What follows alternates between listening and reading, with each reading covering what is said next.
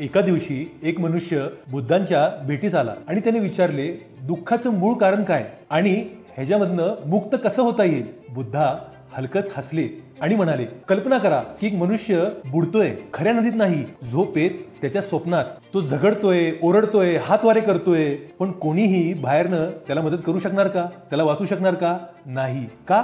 तो खऱ्या नदीत डुबत नाहीये, तो एका भ्रमात डुबत आहे, म्हणजे त्याचा तो इल्युजन आहे.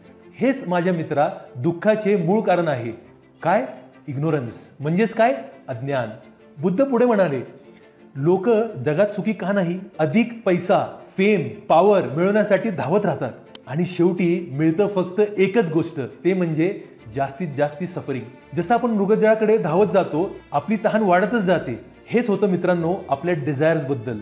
हाच डिझायर म्हणजे इच्छांचा स्वभाव आहे. बुद्धा पुढे म्हणतात, जरी लोकांची इच्छा पूर्ण झाली तरी तो आनंद मित्रांनो क्षणभर असतो, लवकरच तो निघून जातो आणि माणसाला पुन्हा रिकामं वाटतं. त्यामुळे कुठल्याही मार्गाने तुम्ही जर गेला तर तुम्हाला सफरिंग येणारच. मग त्या माणसाने विचारलं, मग सफरिंग कसं एंड करता येईल? बुद्धा म्हणाले, सफरिंग जर आपल्याला एंड करायचं असेल तर आपल्याला इग्नोरन्स काढायला लागेल. इग्नोरन्स जर आपल्याला काढायचं असेल तर आपल्याला विजडम आणायला लागेल. त्या माणसाने विचारलं, विजडम म्हणजे काय?